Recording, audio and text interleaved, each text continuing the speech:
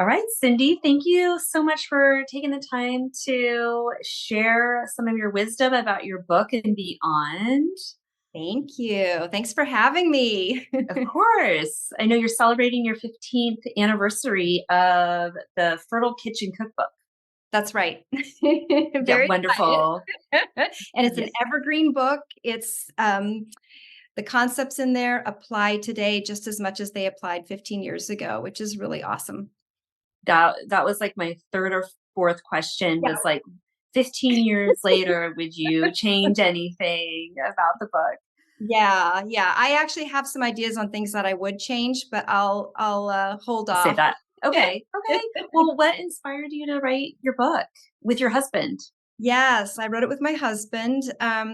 What inspired me to write the book was just my own personal journey through fertility. I was approaching 40 years old and I had been trying to conceive for over a year. And I went to a fertility clinic saying, okay, it's been over a year. What's going on? I had tests done, et cetera. And the fertility specialist, the doctor there, said that I had a 2% chance of getting pregnant on my own. And I was just like most women, I think, in that when they hear this news, I was devastated. I'm like, what? But I also went home that evening and thought about it, and I decided, who are the people that are in this 2% statistics, and it's just not acceptable that I don't get to have a child. And I made a firm decision that I would do anything within my power that I do have control over to make a difference in my fertility. So I put myself on I actually had already started a month prior putting myself on a fertility diet, which is what I share in the book. And then I did a lot of mind body work, changed some lifestyle things, and did visualizations for yoga for fertility. And reduced my stress levels significantly. I stopped working for that period. And 4 months later, I conceived my son. So, really amazing. And people in my fertility community at that time had called me and said, well, what did you do? What can I do that? And I thought, well, I might as well just put this all together in a book and bring it out for others to learn from. And so that was the inspiration for the book. And we had our launch party. I know because you said you attended my launch party 15 years ago, which is awesome, Yes, at at Pacific Fertility Center. Pacific Fertility Center in San Yeah. Francisco. That's right. Yeah. That's right. And how did you arrive at your specific fertility program or diet? Because there's Yes. so many different ways to go with this, Yes. but Absolutely. you did something for yourself, and then I'm guessing that is then what you put in the cookbook. Is that right? Correct. Yes. So I had done a ton of research already. I actually had years prior to my fertility issues, I'd had um, a health issue that was just not very specific. I went to doctors; they didn't know what was wrong. I basically had a sore throat for 6 months and just a health issue. And the doctors I went to couldn't help me. So I put myself on, I did a bunch of research at that time and put myself on what I would label a nutritional healing program. I took some herbs and put myself on a pretty clean green diet. And that did it. 3 months later, I was all well and went back into my life and very active life. And then when it came to the fertility issues, of course, because I've had that past experience, I thought, well, it worked that time. Let me try this again. So my starting point was putting together um, fertility diet, basically, making those nutritional choices that will help optimize fertility and put your body in the best possible position for conception. So I did more research. I spoke to experts and put myself on this diet. My husband followed it as well. And then we had the results. We had, our son 4 months later, or conceived our son 4 months later. And so that's where I got the nutritional information on for the book. And I added in information about lifestyle and making positive lifestyle choices as well, because diet or nutrition doesn't work alone, as you know. If you're eating the healthiest, greenest, most wonderful diet in the world, but you're stressed out and getting only 3 hours of sleep a night, that's not going to be helpful. It's going to work against you. So it's a matter of getting the whole picture, kind of, get your body in a place that is calm and at peace, finding healthy ways to manage stress. Stress is a fact of life, but we can find healthy ways to manage that, and have that be part of the picture. But I chose to emphasize more on the nutritional element in the book. So in the book, it's kind of got two parts. The first part is the nutritional information, and we kept on purpose. We kept the book really simple. It's what to eat, what not to eat, and why. And so that's pretty much it. And why healthy diet and good eating habits contribute to optimizing fertility. And then the second part is the recipes, which my husband, the chef, created. And they're very, very simple recipes. They're not sophisticated in any way. This is so that someone who may have never cooked before find they might have to help follow the diet at the time. We have more options today out there, but at the time you might have had to cook. And so they're very simple recipes, but the intention of them is to create enough variety and flavor and in choices to help you not get bored with the diet and stick with it, because you need to stick with it consistently through. Yeah. So that's our book. That's the inspiration. And I will say that as someone like, I love reading about nutrition, but I do not enjoy cooking. It's not my specialty. And that's the first thing I noticed in your recipes. It's like, it's not a ton of ingredients. You make it very accessible. So there's that.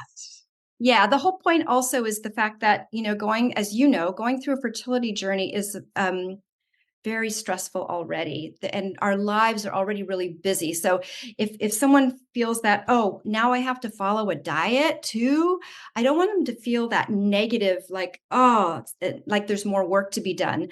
My idea was to try to simplify that process as much as possible so that it can be fun, actually, and easy, and the whole stresses on it being easy. Yes. And you do make a couple good points. And one is that it is effort, but that this isn't forever. Can you speak to that? Yes, I tend to encourage people to choose like this. Yeah, you don't have to stick with this diet forever. This is just a way to optimize your fertility, and again, put your body in the best possible position for conception for a season. And I always tell people, choose a season. What does that season look like for you? Is it 6 months? Is it a year? I would give it at least 3 months, because it takes 3 months for your body to kind of like adapt and change to the new diet completely. So give it at least 3 months, but choose a time period and say, for that time period, I invite you to say, for that time period, go all out and do whatever you can that you have control over to make a difference in your fertility. And that includes how you eat, mind body work, lifestyle, acupuncture, of course, plays a big role. And just do it for a season. And when the season is done, when you have your baby in your arms, you can choose to eat any old way you want. But what I'm hoping is that healthy eating becomes a habit that you end up keeping for the most part for life. But it is for a season. It's not forever. It's not forever. Yeah, that's a helpful mindset to have. Yes. Yeah, for sure. And then there was another message, very evergreen message in there too, right? Yes. Yes. Well, just that, I think you had asked me sometime off camera, if I were writing the book today, what would I do to change? Would I change anything? And what I would say is that for the dietary guidelines, I wouldn't change anything. This is still a green, clean, healthy, anti-cancer, heart healthy, fertility boosting diet. It's still applies today as much as it did 15 years ago. So I wouldn't change that. And I wouldn't change the idea of keeping everything simple and easy to read. But what I would do is I probably expand and broaden the section on lifestyle choices and talk a little bit more about the role that finding healthy ways to manage your stress plays in the overall picture of optimizing your fertility. So, and then give examples of, mindfulness, meditation, yoga, and, those types of modalities that help reduce stress, and also talk about exercise and its role and sleep and, those sorts of things. I'd probably expand that a little bit more. And I would also add in, keeping it simple though, I don't want to overwhelm or overload anyone because we are all already overloaded as it is, but also a little section on mindset and beliefs. I don't know if you've heard of Bruce Lipton's book, The Biology of Beliefs. Uh, Mhm, mhm. I love it. It tells you about the science of how our beliefs actually impact our biology. And he goes into detail on the science. So if you want to geek out on science, that's there. But it applies. And I feel that it's really helpful to come into this process and onto this fertility journey with, a healthy mindset and belief about, you know, um, the result. Just believing that, yes, you have power to heal yourself. Yes, you can have a child. That's all of these things are possible. You are not a statistic. You're an Yeah. individual. You have the power to make a difference in your own fertility by making your choices. And then I'm curious, and I want to come back to what this specific fertility diet is in the cookbook. But since we've gone into this maybe other realm for a little bit now already, I want to stay there for a minute. You mention in conversations in your book, in a blog post that you've shared with me about letting go. So there's this real art in life in general between Yes. beliefs are powerful Yes. and it's important to be there and it's important to let go. And we know that Yes. everything that we want and we want to believe, those things don't always come true either. So what's that dance? Yeah, that's a really great question. I love it because in my view, um, letting go or surrendering to the process is the hardest part of the journey. I feel that, you know, I use myself as an example, as I'm going off to do everything I can within my power to optimize my fertility. For example, this was 15 years ago. Um, there's a certain element I'm co-creating that possibility of conception. I'm doing everything in my power, but I don't have ultimate control. So in the end, I needed to let go and just surrender to the pot, like let myself know, assure myself that I have now done everything I possibly can, and now I'm just going to let it go and leave it to the universe and see what happens. And that's very hard to do. When you want something really badly, it's hard to say, well, I can't just let go. I really want that. So surrendering is I think is the hardest part. But I also think it's the most important part, because by letting go and doing everything you can, you let go of an attachment to that outcome. And then you just see what happens. And you just see what happens. And in my case, it was the when I was finally ready to surrender and let go, I told my husband, I remember I was standing in the corridor of the room and I told my husband, you know what? I'm ready. I'm ready. I did everything I could and my body is ready. And I'm just going to let go now and just see what happens. And I was able to actually surrender.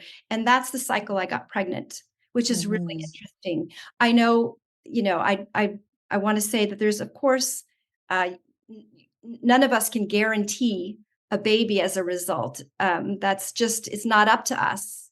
Um, But if we can do all that we can to make a difference for ourselves and then leave it to the universe and just let go, we're doing the best we can.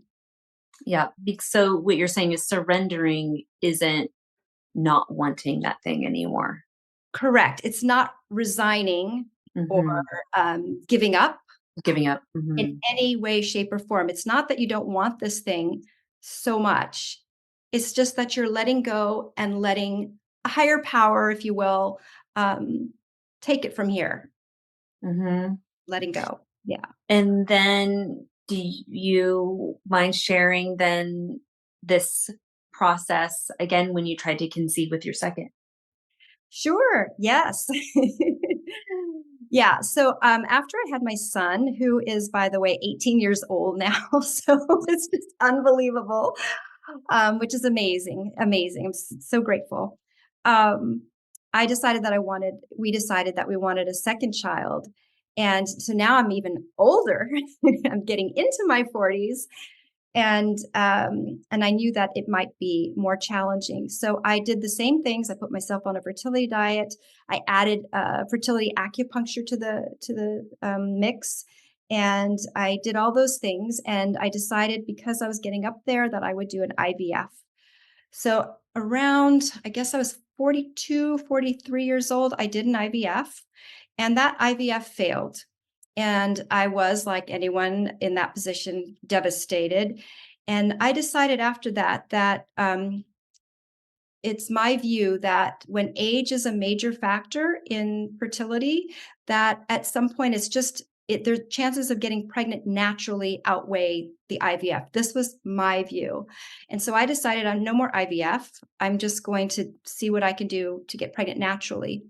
And about a month short of my 44th birthday, I did conceive. I got pregnant. Unfortunately, which is amazing. But unfortunately, about 10 weeks later, I miscarried.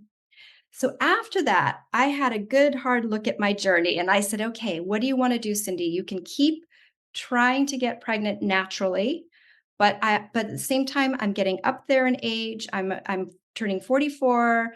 Um, it might just be getting harder. What do I want to do? And I decided at that point that I would do donor eggs for my second child. And before this time, I wouldn't even consider donor eggs. Like, no, I want a child that's, genetically, mine or whatever. But now when I was looking at, um, that donor eggs or adoption may be my only choice of being a mother again, I was so grateful that the option was there and Mhm. available for me, which is Mhm. awesome. So, and this helped me relax, catch up on our finances, and then I had a donor egg procedure, and I did the same thing. I was on my fertility diet because even though my egg isn't involved, I knew that my body would be involved, and yeah, and I had we to get back step back a little bit in the conversation. You talked about, you asked me about what was the letting go process. That at that point, Mhm. my letting go process, I let go what happened, and what happened wasn't the result I wanted. I had a failed IVF. I got pregnant, but I miscarried. It wasn't. But I had made the decision that I could carry on for another year and keep this up as I get older. But I didn't want any more time to go by, and that was a decision where I said, okay, I'm just going to do donor eggs. And I was very much at peace with that decision at the time that I made it. I'm like, that's what I'm going to do.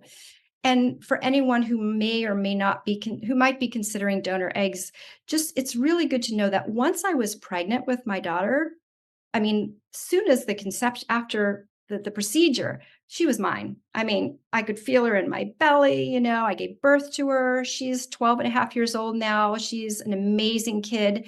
She knows she's a donor egg baby, but we don't really talk about it because between us, it's like she's my daughter. I'm her mom. We don't even think twice about it. Um, and we're a family of four, and it's been such a pleasure. I feel incredibly blessed to have both my kids in my life. And so, Mhm. it is something worth, the reward is worth it. The prize, Mhm. keep your eye on the prize, it is worth it. And I also, the last comment I want to make about that that discussion is just that I'm trying to remember who had this quote, but I'm going to just quote it. I can't remember. I think it's Alice Domar is her name. Anyway, Mhm. she said that if you want to become a parent, you will. It's just that it might surprise you how you will become a parent. And if you're open to other possibilities, you will become a parent if you want to. The other thing I want to say is that I also empathize with being ready for those possible for donor eggs, for example. I wasn't ready before, and at that point in time when I chose them, I was ready, and it helps to be ready and open to receive. Mhm. If that makes sense. That's so interesting that, you went from, "I'm not considering a donor egg option," to, "I'm excited that I have the option," Yes, you yes, know? super grateful. Super grateful. Yes. Thank you for sharing that. I have Yeah. patients who, grapple with some of those questions, and that's a very similar journey. And it's everybody has a different timeline for themselves and different options that feel right for them at different times. But I think it's so powerful to hear what other people's processes have been, you Yeah. know. So Yeah. thank you for sharing that. Yeah. You're welcome. And maybe we could rewind a little bit and go back to the cookbook. And can you share some of the core principles, the what's on the yes list, what's on the no list? Sure.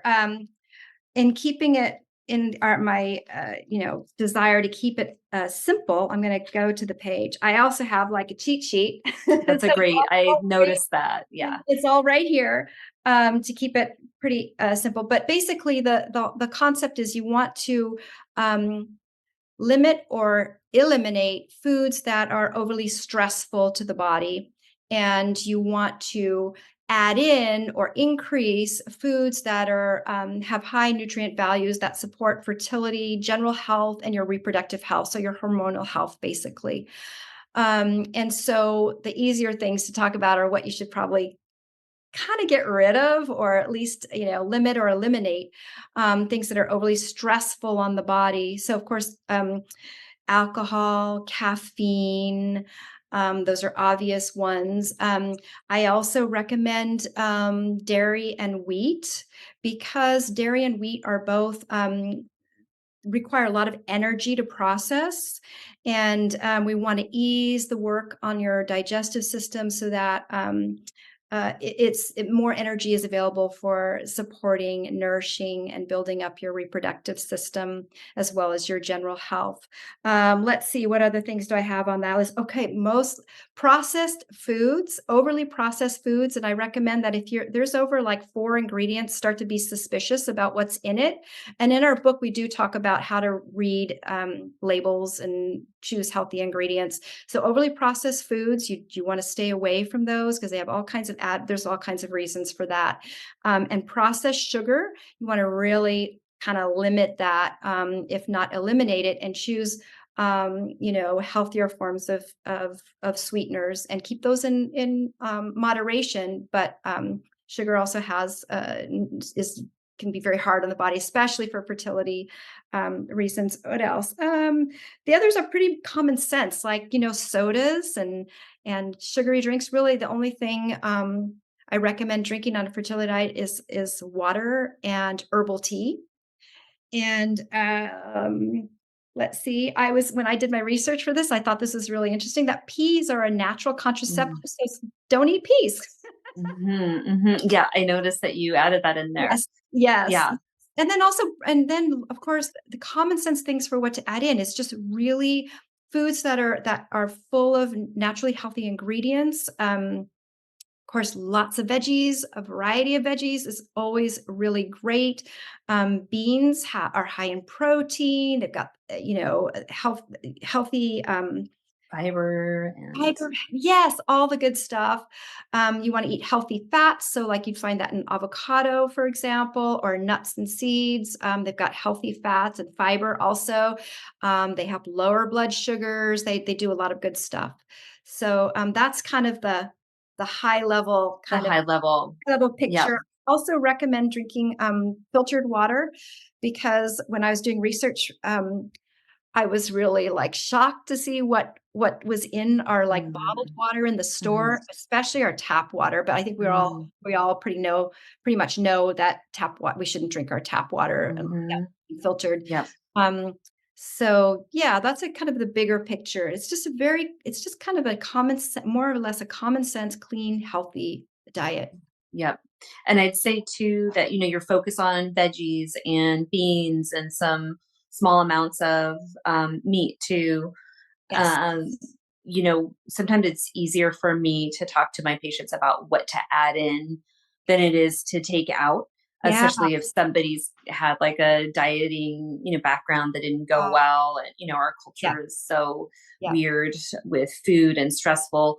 But I just love the focus on bringing in more veggies. I talk about that all the Mm. time and keeping blood sugar stable. This isn't about, skipping meals or trying to lose weight. You make that point Yes, too.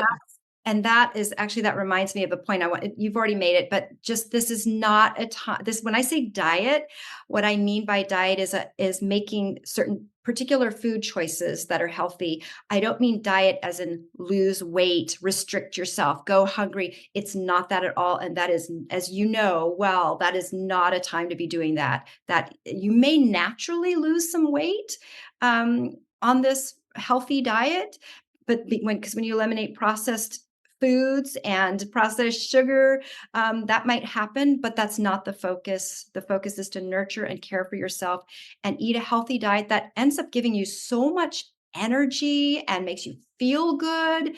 You'll wake up in the morning feeling awesome, and that's all nurturing and helpful. So yeah, thank you for reminding me about that Sure. point, 'cause that's important. That is definitely important. And where can people find your book? You can find it on Amazon. However, you can also find it on our website if you go to fertilekitchen.com. But I want to suggest that we're going to create a promotion for your audience to get a significant discount on the book, like 40 or 50% off. We're going to do that this weekend. So if you are interested in that, please email me at cindy@fertilekitchen.com. And if you could put arrive in the subject line, Sure. that will tip me off that you're looking for the code, and I'll be sure to send you the code. I will not put you on any mailing lists or anything like that because I don't need to do that. Um, yeah, so on Amazon or on our website, or email me so I can get you a discount on our book. Okay, wonderful. And then what are other ways of working with you? Oh, What are thank you you. what are you doing these I days? know. Thank you for asking. Anne and I talked about this off camera, but I am kind of transitioning into coaching. And in terms of coaching for fertility, if you find that on your fertility journey that you need added support, particularly for help in making changes to your eating habits, your diet, specifically, and also maybe lifestyle changes that you're challenged to get it all together, and also to manage stressors and challenges that come up along the way on your fertility journey, because there's plenty of that, and finding a way through all of that to stay calm and at peace, and to nurture yourself. If you feel like you need added support, um, let me know. Is People can And get in touch with you via people can get in touch email? with me. The best way to get in touch with me is via email, but I will offline and provide you with my phone number as well. And you know, but yes, email me if you're interested. And I do a 30-minute free consultation to see if there's a good fit, to let you know how I work, and for you to let me know what your main issues and needs are, so that we can set something, know if it works, first of all, and then second of all, be able to start off setting something up that will support you through the process. And yeah. Wonderful. Yeah. Wonderful. And Cindy, before I leave you, do you want to share anything about like your recent health journey and maybe how some of that has informed your coaching? Sure. Yeah, so I'm going to try to think of a way to describe it without getting into too much detail. Or the methods that you've been kind of Yeah. the training, Yes. Yes. Yeah, I can share about that. So, Anna and I talked offline, and I shared with her that a few years ago, I came down with a chronic illness. I had a really bad cold, and it turned into something else, and it was awful. I don't want to list out the symptoms or share too much about what it was, but it was just, I was bedridden for months. It was awful. I would come out of it, then I crash again. It was awful. So I tried different, I went to doctors, medical doctors, and I went to um, acupuncture, which was wonderful. And I went to um, naturopaths, and all of them, the naturopaths and the acupuncturists, I found relief, but it was temporary. And then I would still be, so I felt like I need something that's going to get this, I need this out of my system. Whatever is going on, I need to get this out. So I discovered, so what I did to heal myself is I did a science-based, self-directed neuroplasticity program, which helps you rewire your brain to wellness, basically. And it was awesome. And it's a lot of work because basically the idea behind it is that what has happened is that you have this like reservoir of stress that's been building perhaps your whole life. And there's lots of things that can create stress, not only what we know, like, being stressed with your job or relationship or something like that. That's that kind of stress we're probably familiar with, but also physical stresses on your body, like bacteria, viruses, things like that. There's all kinds of ways your body can be stressed. And trauma, if you have a past trauma, that can sit in the reservoir, and something might come in. Like for me, it was this cold, this virus I got. Um, and it could cause this reservoir to overflow, and basically it just overflows and it throws you into a chronic state of fight, flight, or freeze. And what happens is the limbic system of your brain, your limbic system of your brain is responsible for emotions and memories and your stress response. And it starts to overreact to stresses in your environment, or stresses in your life. And you have the limbic system creates a maladapted stress response. So you're in this kind of loop where things that are innocuous like sunshine, you suddenly can't be outside, and your limbic system sees the sun as a threat. Or that's one person might have that, or another person, like for me, it was fatigue. I couldn't get out of bed. I would have lots of symptoms if I tried. And so basically this program is great. It gives you tools, neuroplastic tools, to help you rewire your brain. And those tools involve things like visualizations, something called incremental training, which some people might understand that as exposure therapy, where, for example, I could stand up for 30 seconds and then do a visualization and go back to sleep. The next week, I could stand up for 45 seconds or whatever. It builds, and you build it, And then what other things? It also promotes elevating your mood and creating genuine, not toxic, I want to emphasize, but genuine positivity. And just, you have to do a lot of work to manage your thoughts, your emotions, and your behaviors. And what all of this work does is to help calm the nervous system and your limbic system down, and have your limbic system go from a state of flight, fight, freeze into a state of growth and repair. It's calm and it's not threatened by any of these exterior factors, and then your body heals itself. And that's exactly what happened with me. It takes time. It took about a year and a half, but I healed myself from something that some people have their whole lives. And I also have friends in my health community that I was a part of, and still am a part of, who are healing from just incredible things. They're healing from autoimmune issues. They're healing from chronic fatigue. They're healing from multiple chemical sensitivities, from what other MCAS, that stands for mast cell activation. And like the list is like type 2 diabetes, they turn around. I mean, it's just amazing. People are getting like their labs back for their autoimmune issue, and their markers have just, they're not there. So it's really powerful, and it's phenomenal how this works. And it's kind of fairly new.